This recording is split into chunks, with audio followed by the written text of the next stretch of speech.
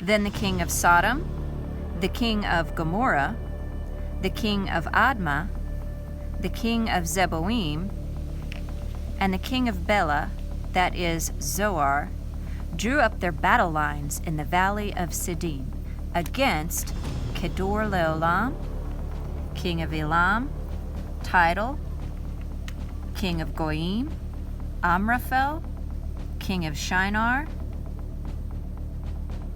and Arioch, king of Elasar. 4 kings against 5. Now the valley of Siddim was full of tar pits, and when the kings of Sodom and Gomorrah fled, some of the men fell into them, and the rest fled to the hills. The 4 kings seized all the goods of Sodom and Gomorrah and all their food. Then they went away. They also carried off Abram's nephew Lot and his possessions, since he was living in Sodom. One who had escaped came and reported this to Abram the Hebrew. Now Abram was living near the great trees of Mamre, the Amorite, a brother of Eshcol, and Aner, all of whom were allied with Abram. When Abram heard that his relative had been taken captive, he called out the 318 trained men born in his household, and went in pursuit as far as Dan. During the night, Abram divided his men to attack them, and he routed them, pursuing them as far as Hobah, north of Damascus. He recovered all the goods and brought back his relative Lot and his possessions, together with all the other people.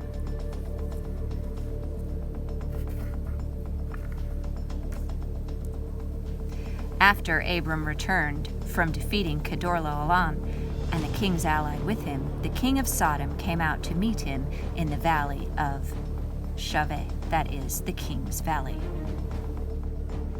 Then Melchizedek, king of Salem, brought out bread and wine. He was priest of God Most High, and he blessed Abram, saying, "Blessed be Abram by God Most High, creator of heaven and earth, and blessed be God Most High, who delivered your enemies into your hand." Then Abram gave him a tenth of everything. So in the battle of the 9 kings, the 5 against 4, guess what? None of them end up winning. Ultimately, God Most High wins this victory. Now, we could look at a lot of things through this passage, but I want to focus on one. Well, actually, I want to focus on 2. Real quickly. These are the weapons that my little guys have. Do you think Abraham used these kind of weapons? No. Cannons and rifles hadn't actually been invented yet.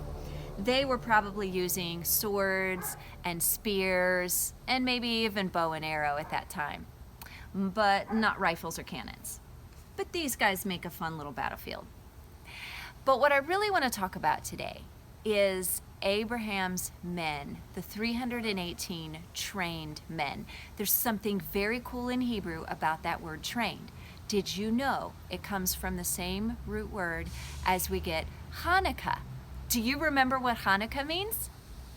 It means dedicated. Isn't that interesting that the same word for dedicated also means trained? Proverbs 22:6 says, "Train up a child in the way that he should go, and when he is old, he will not depart from it."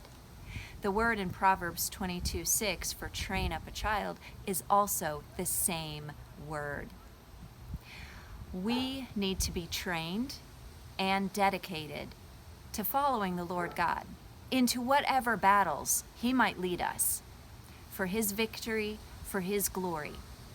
So how do we become trained or dedicated?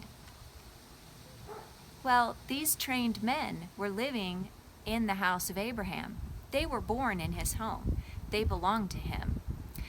If we are born again into the family of God, and we are training in his word and dedicated to following him, then we can be victorious for his glory, just like Abram was. Shabbat Shalom.